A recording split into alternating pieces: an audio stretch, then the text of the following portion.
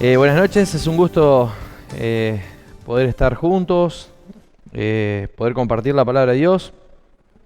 No sé si todavía llueve afuera, pero bueno, podemos estar acá cobijándonos en la presencia de Dios. Pudimos cantar, que siempre es una parte que yo disfruto mucho. Y ahora vamos a poder abrir la palabra de Dios y ojalá, bueno, que Dios pueda traer algo a nuestros corazones. Estamos viendo contenidos que son muy doctrinales, muy pura teología, así que puede ser que a veces se nos haga un poco denso o algunas cosas un poco difíciles, pero bueno, ojalá que con la asistencia de su Espíritu, que es el gran Maestro, Dios pueda traer algo a nuestras vidas. Hoy nos toca hablar acerca de la universalidad del pecado. No sé si más o menos se acuerdan, pero venimos viendo lo que es la doctrina del hombre. Y hasta ahora Franco y Dani fueron los que nos han llevado a través de este camino de poder entender de que el hombre, bueno, obviamente que es una creación de Dios y que Dios lo ha hecho a imagen y a semejanza de Él. Lo ha hecho con voluntad, con intelecto, cuerpo, alma y espíritu. Entendemos que el hombre es un ser tripartito. Y yo puse, no sé si lograron descargarlo porque lo mandé medio sobre la hora, pero el ser humano hay de todos los colores, de todas las formas. No voy a caer en ningún comentario tal vez que pueda sonar mal, pero hay de todos los colores, amarillo, marrón, negro, verde, de todos los colores.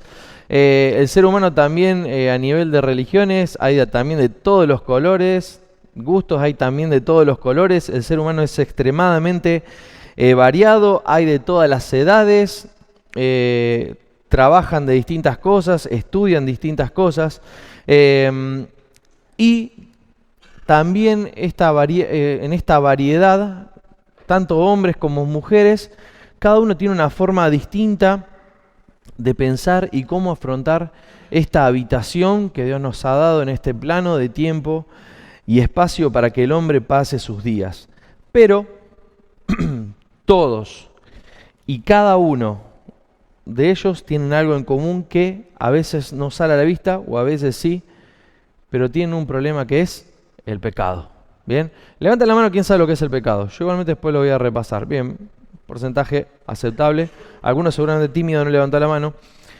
Pero cuando vemos la escena en la finalización de la creación donde Dios creó todo lo que nosotros conocemos y luego crea al hombre, lo vio y dijo que todo era bueno en gran manera y descansó. Sin embargo, nosotros no podemos decir lo mismo mucho tiempo después porque a veces vemos el hombre y decimos, che, algo no está tan bueno o qué pasó en el medio. De hecho, solamente comprender el noticiero podemos ver de que hay algo que no está todo tan bien como al principio, algo ocurrió, y sin ir todavía a la Biblia, podemos ver y entender de que el hombre tiene un grave problema que nos atañe a todos. Incluso en el mundo secular se suele decir una expresión que dice, nadie es perfecto. Nadie es perfecto. Todos tienen algo, todos tienen alguna falla, y esa es un poco la naturaleza humana. Hay algunos que dicen que no, que esto no puede ser así, que no todos los hombres son malos, sino que hay hombres que son buenos y son malos. Estoy hablando de hombre obviamente no en el género, sino a nivel especie. Algunos dicen el hombre no son todos malos, hay algunos que son buenos, y sin embargo esto choca un poco con la realidad, porque si partiéramos de la base de que hay algunos que sí son buenos, o podríamos por lo menos decir neutrales, sería lógico que al pasar el tiempo habría, no sé, naciones o países de gente que fuera recta e inmoralmente, o moralmente que fuera intachable, pero no pasa así. Siempre vemos que el hombre se encuentra con esta realidad del pecado y nos afecta de forma universal. Por eso es que hoy vamos a hablar acerca de la universalidad del pecado y qué problema que es esto, no solamente para el mundo, sino que también para el creyente. En otras palabras, no zafa nadie. Todos tenemos este problema. Muchos pasajes hablan de esto. algunos los puse ahí en la placa, por ejemplo en Eclesiastés 7:29, es uno que usó el Dani y la verdad que me parece genial. Dice, he aquí solamente esto he hallado, que Dios hizo al hombre recto, pero ellos buscaron muchas perversiones. No sé si se acuerdan, pero entre Franco y Dani hablaron de que el hombre tuvo un momento de inocencia donde no tenían este problema del pecado, pero luego de la caída, que también lo habló Daniel y nos explicó los efectos y cómo el hombre cambió luego de esa caída, el hombre se inclina, busca perversiones, busca lo malo. Otro pasaje en Eclesiastés 7:20 dice, ciertamente no hay hombre justo en la tierra que haga el bien y nunca peque. Génesis 8 es un poco más drástico y dice que el intento del hombre es malo desde su juventud. Y esto vamos a detenernos un poquito más adelante. Jeremías 13:23 dice, ¿acaso puede un etíope cambiar el color de su piel? ¿Puede un leopardo quitarse sus manchas? Tampoco ustedes pueden comenzar a hacer el bien, porque siempre han hecho lo malo. Y un pasaje que conocemos desde la escuelita dominical, en Romanos 3:23, dice, por cuanto todos pecaron y están destituidos de la gloria de Dios. Todos. No zafa nadie. Otra versión dice que no alcanzan la gloria de Dios o no son capaces de ver la gloria de Dios. Y hay otro pasaje que está en Romanos, que también lo solemos leer un montón, que voy a usar una versión que están usando todos ahora, que es la NTV, y la voy a leer ahí. Dice Romanos 3, capítulo 3, versículo 9. Dice, ahora bien, llegamos a la conclusión de que los judíos somos mejores que los demás, para nada. Tal como acabamos de demostrar, todos, sean judíos o gentiles, están bajo el poder del pecado. Como dicen las Escrituras, no hay ni un solo justo, ni siquiera uno. Nadie es realmente sabio, nadie busca a Dios. Todos se desviaron, todos se volvieron inútiles. No hay ni uno que haga lo bueno, ni uno solo. Lo que hablan es repugnante como el mal olor de una tumba abierta, su lengua está llena de mentiras, veneno de serpientes gotea de sus labios, su boca está llena de maldición y amargura, se apresuran a matar, siempre destrucción y sufrimiento en sus caminos, no saben dónde encontrar paz y no tienen temor de Dios en absoluto. El diagnóstico es totalmente categórico, desolador y triste, pero esto ocurre en la vida del hombre. Todos los hombres, el ser humano ha caído del estándar de Dios y no llega a lo que Dios requiere, no solamente en cuanto a santidad, sino a pureza, a cómo conducirse. E incluso no logra relacionarse con Dios en forma correcta como ocurría antes en el Edén. Algo ocurrió y el pecado llegó para irrumpir y cambiar esto que Dios había propuesto de una manera perfecta, que el hombre tuviera una relación cara a cara con Dios. El Salmo 51:5 dice, he aquí, en maldad he sido formado y en pecado me concibió mi madre. Y este texto, aunque a veces sea polémico o un poco duro, lo podemos comprobar de forma empírica con nuestros niños. Yo tengo 3. Y si bien no crecieron en un hogar de delincuencia, porque no soy delincuente, soy un trabajador, es más, soy creyente, hijo de Dios, no les tuve que enseñar a mentir, sino que ellos lo aprendieron solos. Ellos han ido aprendiendo cosas que uno diría, por más que uno lo ponga en un entorno cuidado, porque uno a veces trata como padre de decir, bueno, lo pongo a mi hijo en un lugar donde está protegido, donde tal vez nada lo afecta, hay algo dentro, desde que se ve de temprana edad, ya al sacar el primer juguete, al pegar el primer golpe, donde se demuestra el egoísmo, es mío, ya ahí se empieza a ver el pecado con el cual fueron concebidos. Lo podemos comprobar porque los niños mienten, pelean y desobedecen, pero nosotros hacemos aún peor, porque aún teniendo la madurez, la experiencia o los recursos, aún conociendo lo que Dios espera de nosotros, fallamos. Aún conociendo lo que Dios espera de nosotros, erramos, nos equivocamos. Y aunque pequemos contra otros, contra su creación, y aunque pequemos contra nosotros mismos, cuando hacemos pecados que tienen que ver con el cuerpo, siempre tenemos que entender que el primero que recibe la ofensa es Dios, es nuestro Creador. Ahora, ¿qué es el pecado? Bueno, acá le voy a traer una definición un poco que a mí me gusta, espero que a todos les guste, que la escribe Schaffer en Teología Sistemática, y dice que el pecado es esencialmente una inquieta aversión por parte de la criatura, del hombre, de permanecer en la esfera y limitación en las cuales el Creador omnisciente lo ha colocado. En general, el pecado es la falta de conformidad al carácter de Dios.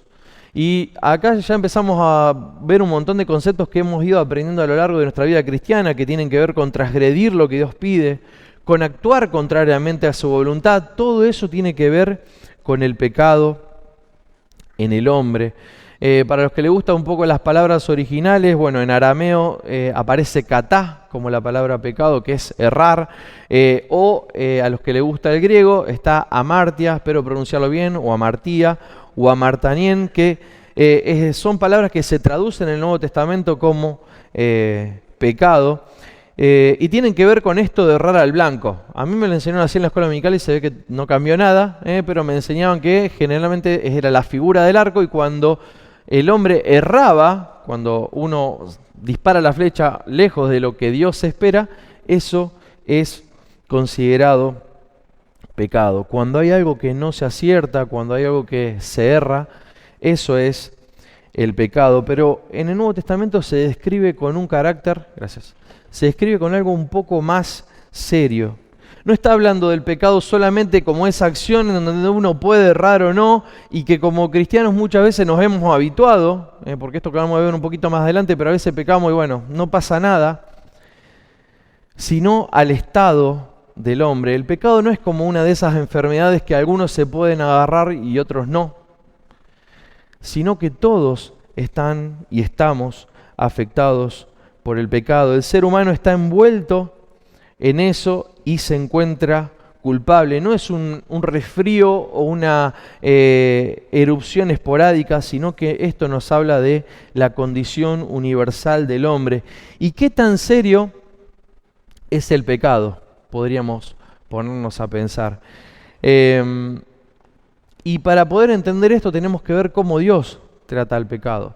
Y como lo vimos en Génesis, un solo pecado, después lo podemos cuantificar si querés o no, pero el pecado de Adán y Eva sirvió o produjo a todo el mundo después de ellos degeneración, depravación, maldición, muerte física y espiritual, separación a toda la humanidad.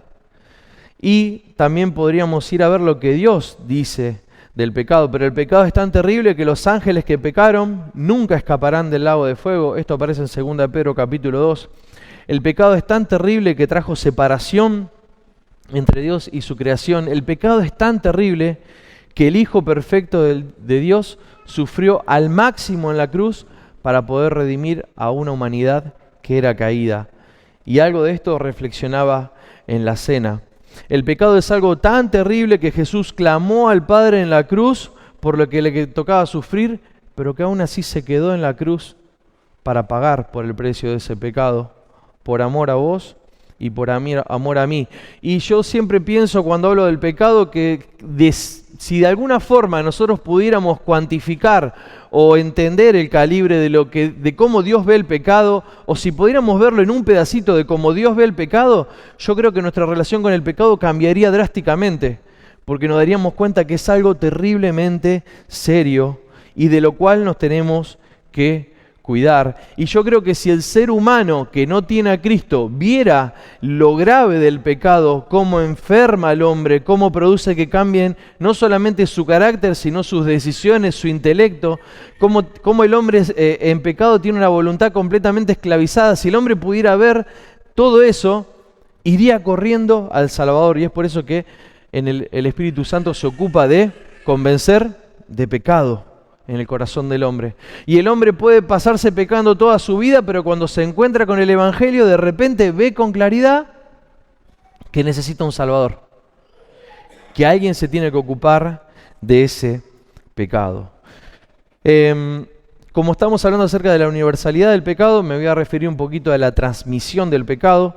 Esto se encuentra en Romanos capítulo 5, versículo 12. No sé si... Sí, perfecto, los chicos van bien. Romanos 5:12 dice: por tanto, como el pecado entró en el mundo por un hombre, ¿a quién se refiere ahí? A Adán. Y por el pecado de la muerte, así la muerte pasó a todos los hombres, ¿por cuánto?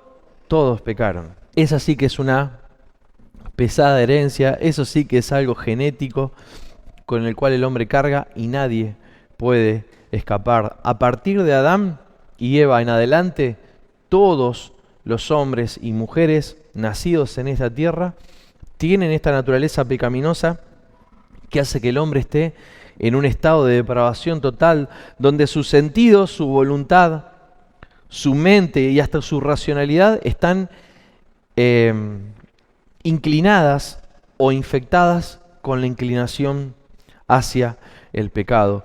Y ahí podemos ver cómo el hombre tuvo distintas relaciones con el pecado a lo largo de toda la creación. Antes de la caída, cuando el hombre estaba en estado de inocencia, el hombre tenía dos opciones. El hombre podía pecar y podía no pecar. Bien. Ahora, luego de que el hombre peca, que vamos a ver un poquito Génesis, pero ya los chicos lo estuvieron leyendo, va a ocurrir de que luego de la caída el hombre no puede no pecar.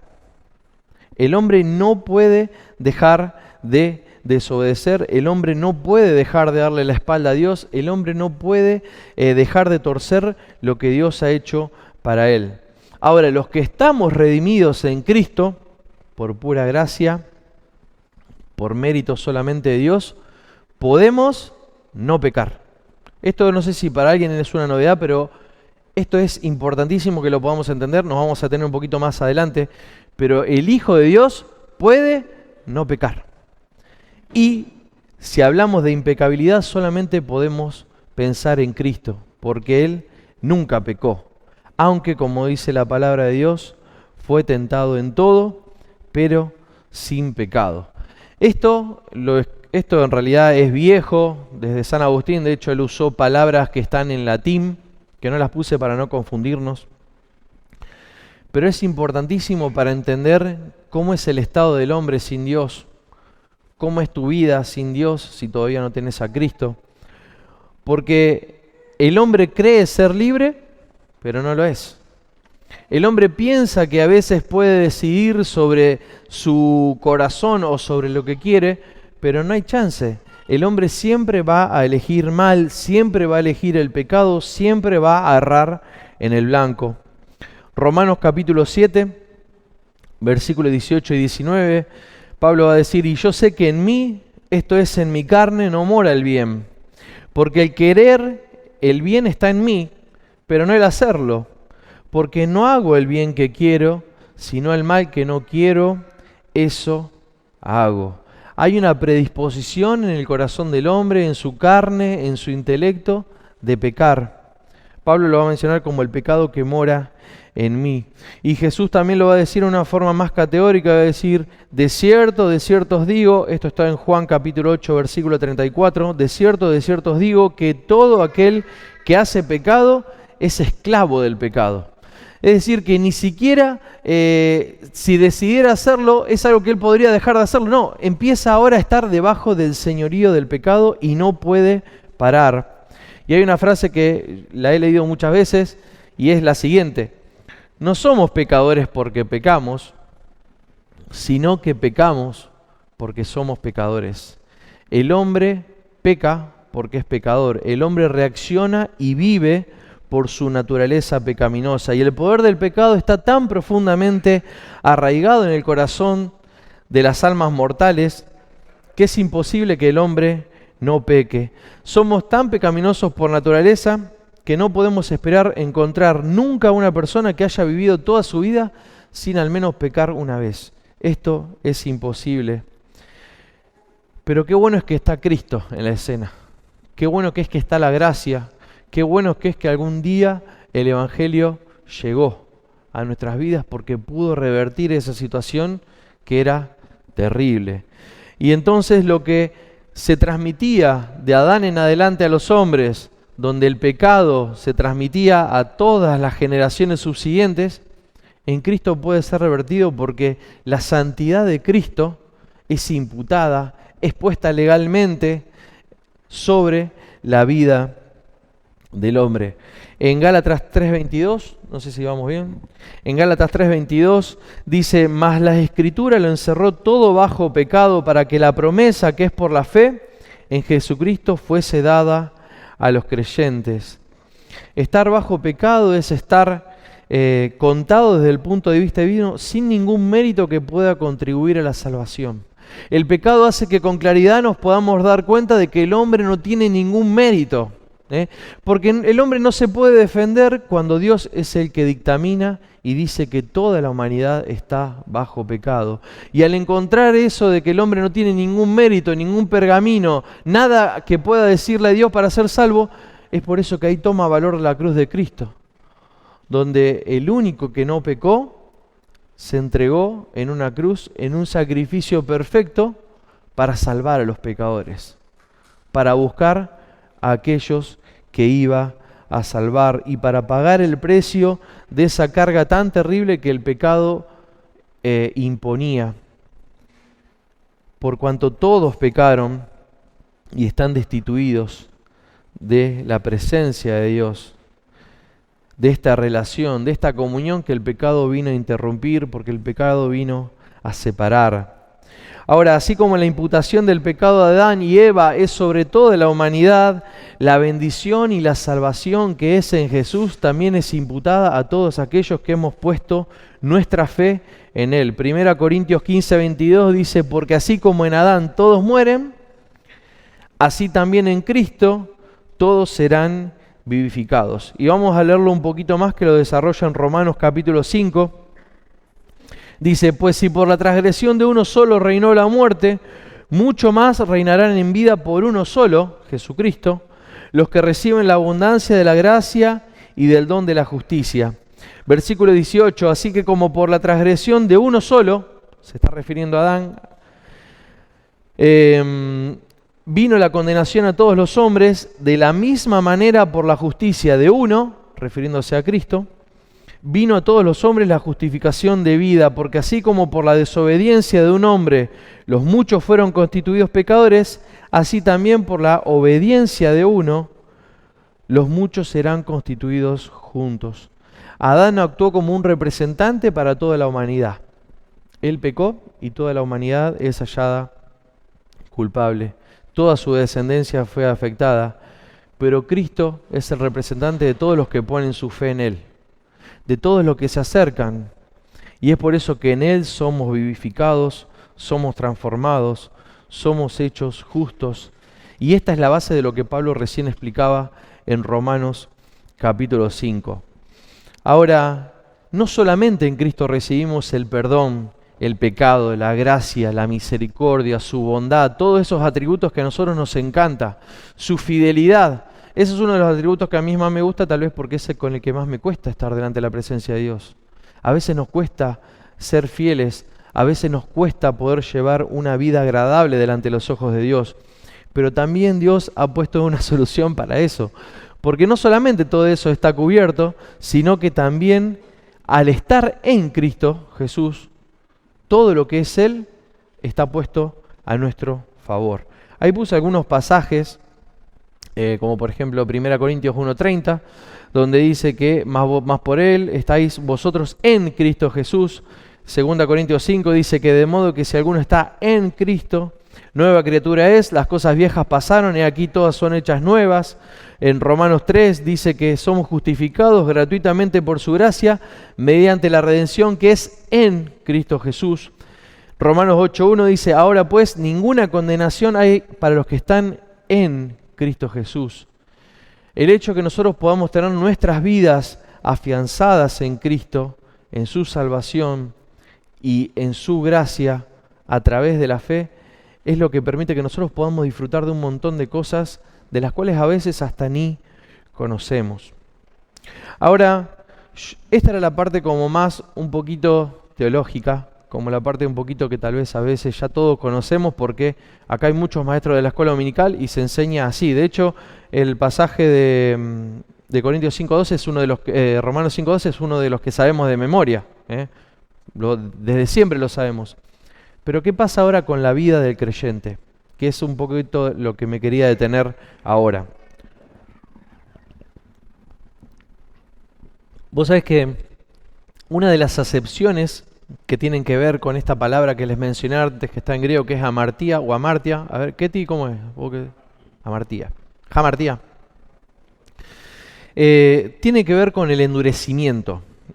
Y vos sabés que, bueno, acá me detuve porque dije, bueno, está todo perfecto. Me puse a estudiar un poquito cuáles eran todas las consecuencias del pecado en la vida del hombre. De hecho, Dani mencionó algunas. Pero vos sabés que habla de que el pecado puede producir un endurecimiento en el corazón del hombre. De hecho, se usa la palabra que es escleros o esclerconein. Y hay un pasaje que está en Efesios, capítulo 4, versículo 18, que va a hablar acerca de aquellas personas que no tienen a Cristo. Y fíjate cómo lo va a mencionar. Dice, se está refiriendo a ello, dice, teniendo el entendimiento entenebrecido, ajenos de la vida de Dios por la ignorancia que en ellos hay, por la dureza de su corazón. Y ahí cuando me puse a leer acerca de la dureza, no pude evitar y me fui a Hebreos, de un pasaje que también había leído hace poco, y está en Hebreos capítulo 3, versículo 13. Y fíjate lo que dice. Dice, mirad hermanos, que no haya en ninguno de vosotros corazón malo de incredulidad para apartarse del Dios vivo. Antes exhortaos los unos a los otros cada día, entre tanto que se dice hoy, para que ninguno de vosotros se endurezca por el engaño del pecado.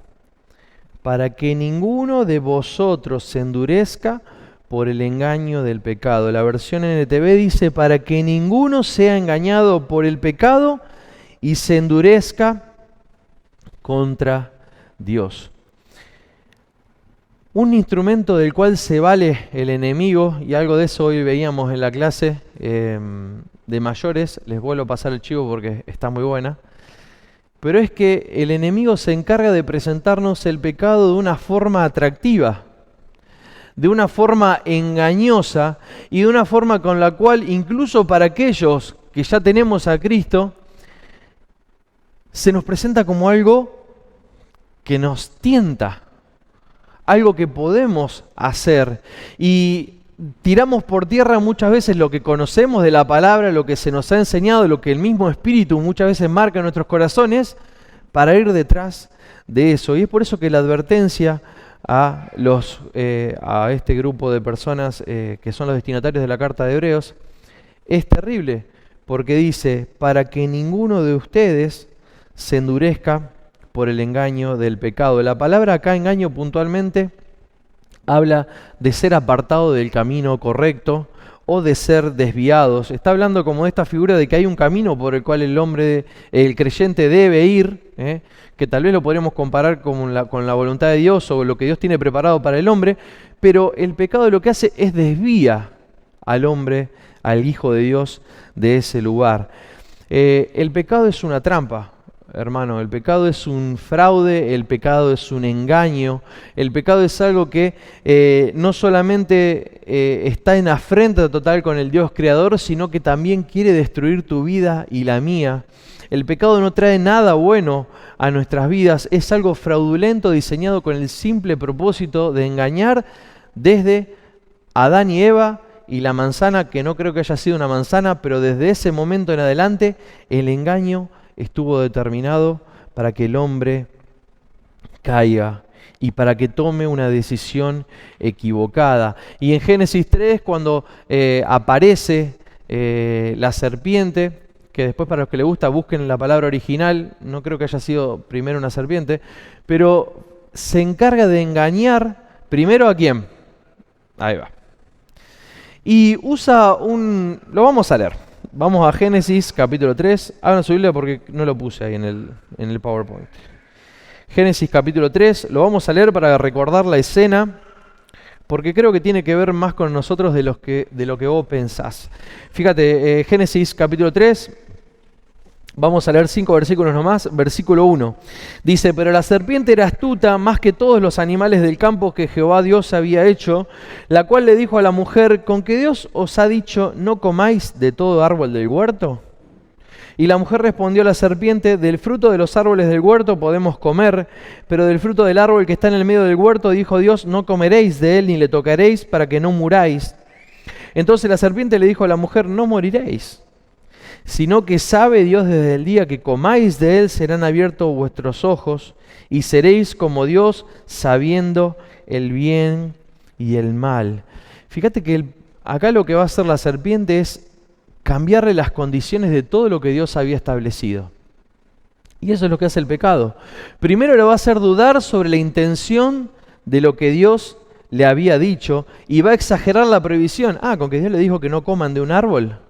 Y vos sabés que al hombre, al ser humano, cuando le dicen no podés hacer eso, va. Me pasa también con mis hijos, como para que lo comprobé empíricamente. Yo le puedo decir, le puedo poner un montón de golosina adelante y le voy a decir, che, esta no la comas que me gusta a mí, se la van a devorar. Es más, creo que van a dejar todas las otras. ¿Por qué? Porque la prohibición al hombre le mueve algo que trae desde naturaleza. ¿Y qué pasó? Hizo al hombre que dude. Y le hizo también que piense en las consecuencias, le negó las consecuencias de lo que iba a ocurrir. Y cuando le minimizó el peligro de las consecuencias y del pecado, cuando también distorsionó lo que Dios había dicho, las intenciones divinas, fíjate cómo cambió. Y algo que era intocable, que era prohibido, de repente pasó a ser terriblemente atractivo. Y fíjate lo que pasó con Eva. Dice en el versículo 6, y vio la mujer que el árbol era bueno para comer y que era agradable a los ojos, árbol codiciable para alcanzar la sabiduría, y tomó del fruto y comió, y lo dio también a su marido, el cual comió así como ella. Bueno, los hombres a veces hacemos caso a las mujeres, así que capaz que fue media culpa. Pero yo pensaba cómo le cambió la bocha. De repente algo que no estaba, que no tenían que comer, que nada, de repente ya era agradable, era rico. ¿Y qué pasó? Comieron y cayeron, y ahí es donde ocurre la caída. Y ahí está cómo el pecado confunde nuestros afectos y mueve la voluntad hacia lo que nos daña. Hay una frase que puse ahí que dice, el pecado te llevará más lejos de lo que quisieras ir, te mantendrá más tiempo del que te quisieras quedar y te costará más de lo que quisieras pagar. El engaño es el modus operandi de Satanás. Él es el engañador, el que engaña al mundo entero. Esto aparece en Apocalipsis capítulo 12. Todo lo que el diablo ofrece es un engaño. Todos sus negocios son fraudulentos, su intención final es destruirnos y eligió algo que a nosotros nos gusta, que es el pecado. Porque nosotros podemos identificar el pecado y saber que es algo malo, pero vos sabés qué, vamos a ir igual. Vamos a ir igual. Santiago 1.14 dice, cada uno es tentado, esto una vez lo habló Ketty, dice, cuando de su propia concupiscencia, deseo es atraído y seducido. Y él lo mencionaba, un ejemplo con qué, ¿alguien se acuerda? Con un señuelo, ¿no era Ketty? Pesca. Yo no soy muy de la pesca, pero fue terriblemente gráfico cuando Ketty lo explicó. Ahora, ¿qué dice? Luego de eso, del deseo, de la atracción, del señuelo, dice, entonces la concupiscencia, que es el deseo, después de que ha concebido, da a luz el pecado, y el pecado siendo consumado, da a luz la muerte. No hay nada bueno en el pecado y muchas veces nosotros como hijos de Dios podemos a veces, y esto también pasa, de caernos en el colchón de la gracia y decir, bueno, total, después puedo ir a la presencia de Dios. ¿Quién me lo impide? Y es verdad, nadie te lo impide. Pero muchas veces pecamos porque en nuestra mente armamos los artilugios. Che, hace cuánto que no peco, esto, che, no es tan grave. Y en nuestra propia mente el pecado comienza a engañarnos de tal forma de que terminamos siendo atraídos, seducidos, y caemos y damos a luz la muerte. El pecado destruye la comunión de Dios con el creyente, contrista al Espíritu Santo, como también lo explicó Miguelito, afecta nuestra vida espiritual cotidiana, interrumpe el crecimiento normal del Hijo de Dios y retrasa su madurez. Esto lo voy a contar, yo creo que todos saben, pero bueno, mientras estábamos, yo cero, cursando el embarazo de Lucio, se ocupó todo Lu, pero ¿qué pasó? mientras él estaba desarrollándose, en algún momento el obstetra prendió una luz de alarma y dice, che, bueno, habría que hacer unos controles más porque hay algo que no está creciendo bien. Imagínate nosotros, ya viste, empezamos a pedir oración.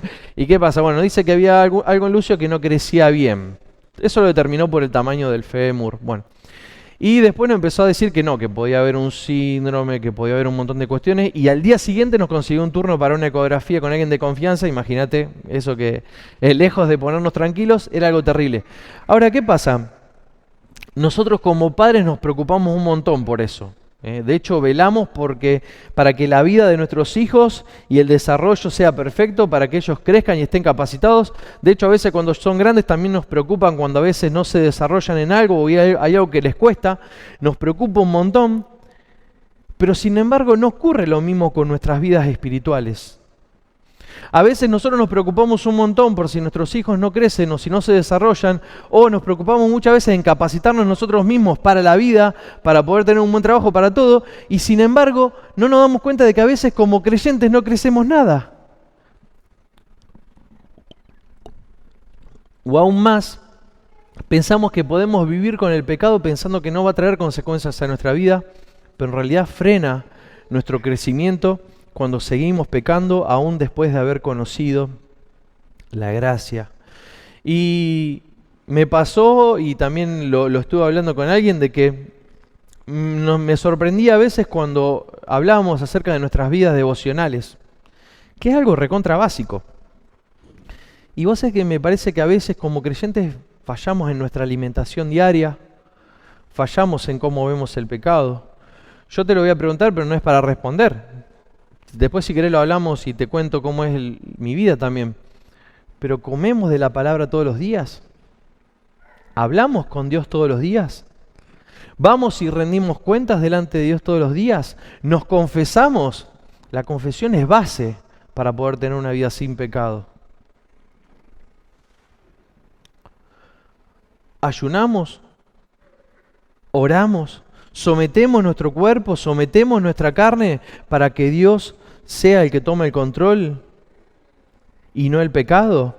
Y nosotros muchas veces pensamos que los hábitos son cosas pasivas, pero en realidad son cosas que moldean nuestra vida, moldean nuestro carácter, moldean nuestras prioridades. Y nosotros no nos damos cuenta, pero el pecado es algo que quiere destruirnos y que no va a parar hasta que lo haga. Y que mientras estemos en este plano, hasta que no seamos glorificados, vamos a tener que luchar contra nuestra carne, contra el pecado, contra nuestra naturaleza. Pero cuando a veces bajamos la guardia, no nos alimentamos, pensamos que estamos bien, pensamos que estamos firmes, ¡paf! De vuelta el pecado y de vuelta al piso y de vuelta a arrancar de vuelta. El pasaje que mencionaba en la cena donde el Señor Jesús lo va a retar a sus discípulos y le va a decir, ¿no pudieron estar despiertos ni orando una hora conmigo? Luego de eso va a decir, velad y orad para que no entréis en tentación. El espíritu a la verdad está dispuesto, pero la carne es débil. ¿Estamos alerta del pecado? ¿Te apartás del pecado cuando lo haces o te quedás ahí?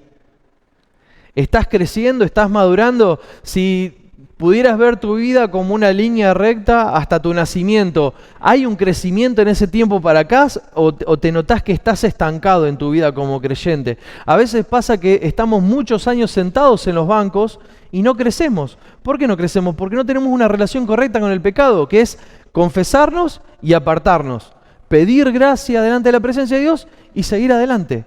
Eso es lo que se espera del Hijo de Dios. Dios nos acompaña en todo el camino, pero hay cosas que nos tocan a vos y a mí. Hay una frase que se puso de moda últimamente que dice, confía en el proceso. ¿Alguien la conoce? Se puso de moda, se está usando en meme por todos lados y dice, confía en el proceso. Pero yo no confío en el proceso, no confío ni en mí mismo, pero yo sí confío en el Dios de mi proceso. Porque Él dijo que el que comenzó la obra, la va a terminar. Él es fiel para completar lo que un día empezó. Cuando me fue a buscar, desastre, y Él ya me ve terminando la carrera.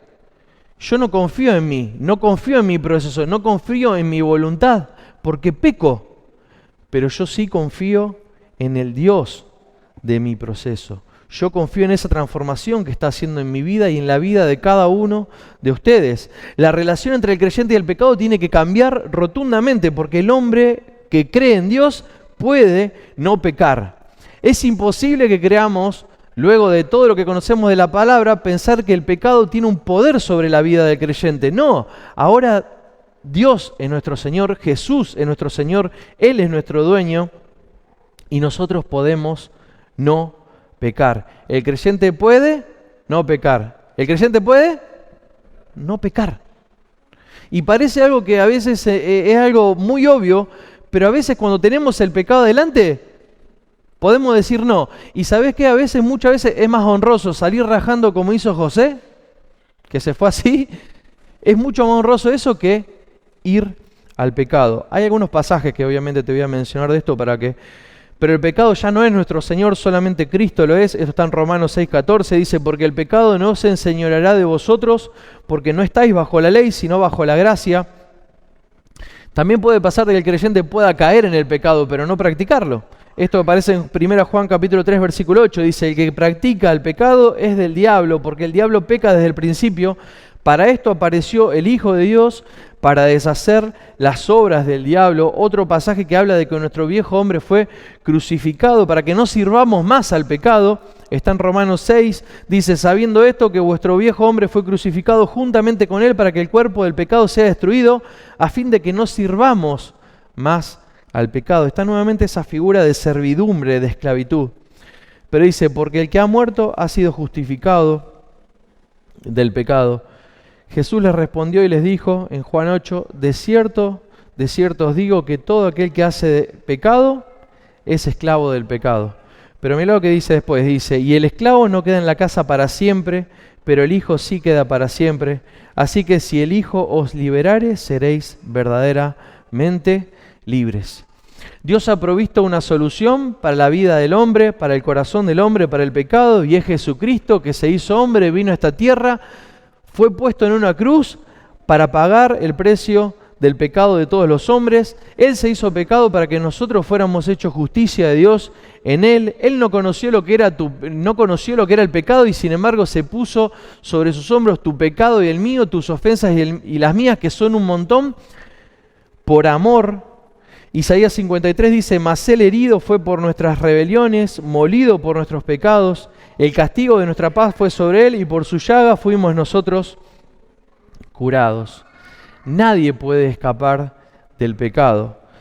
Primera Juan dice, si decimos que no tenemos pecado, categórico, si decimos que no tenemos pecado, nos engañamos a nosotros mismos y la verdad no está en nosotros. Pero si confesamos nuestros pecados, Él es fiel y justo para perdonar nuestros pecados y limpiarnos de toda maldad.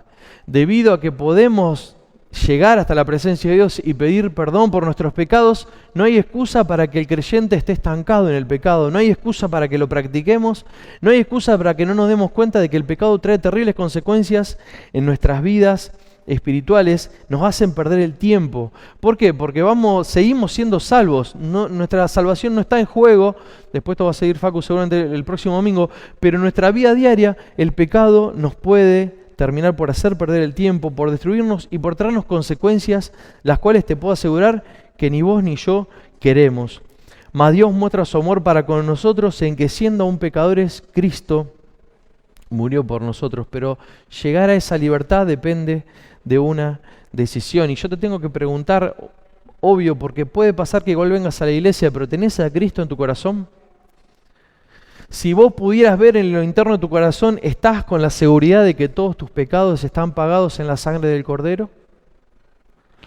Porque si no pasa primero eso, todo lo que te dije, todo lo siguiente no va a ocurrir. Vas a estar bajo el yugo del pecado y no vas a poder no pecar.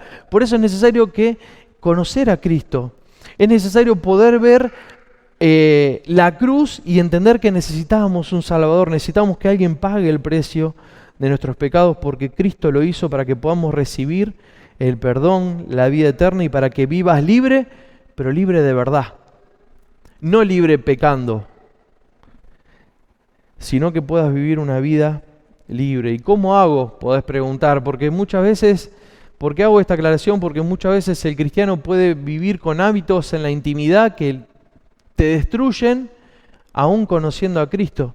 Hay que ir al trono de la gracia. Ese mismo trono de la gracia que te recibió desde el primer día, cuando fuiste todo sucio y como estaba y lleno de pecado, está disponible hoy para que vos puedas ir.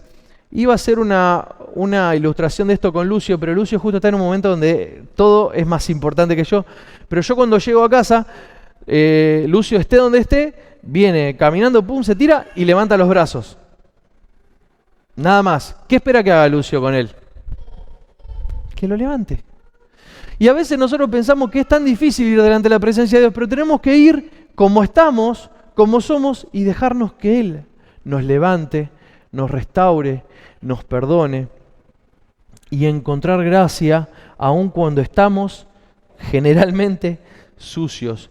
Y no puedo dejar de olvidarme o dejar de recordar la historia del hijo pródigo, que aun cuando estuvo en el chiquero, muriéndose de hambre cuando tenía todo en la casa del padre, él va a agarrar y va a ensayar un discurso y va a decir, bueno, ya esto es lo que voy a decir: Padre, he pecado contra el cielo y contra ti, no soy digno de ser considerado un hijo tuyo, haceme como uno de tus siervos. Y él va a ir con ese discurso a la casa del padre, y el padre lo va a ver a la distancia porque Dios siempre nos está esperando, y lo va a llegar y lo va a abrazar y lo va a besar y le va a sacar la ropa que estaba sucia con la mugre de los cerdos, va a poner un anillo en su dedo, le va a poner calzado y va a hacer un banquete.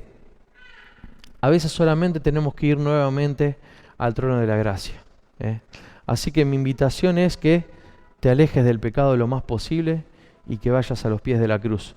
Donde fuiste una vez, podés volver. No pierdas el tiempo, porque el pecado en la vida puede ser algo destructivo. Buscá el abrazo reconciliador de Dios, buscá la ropa limpia, buscá el volver a casa. Si sos hijo de Dios, no te quedes en el chiquero, porque los cerdos sí les gusta estar en el chiquero, en el pecado, pero los hijos siempre vuelven a casa. Vamos a orar.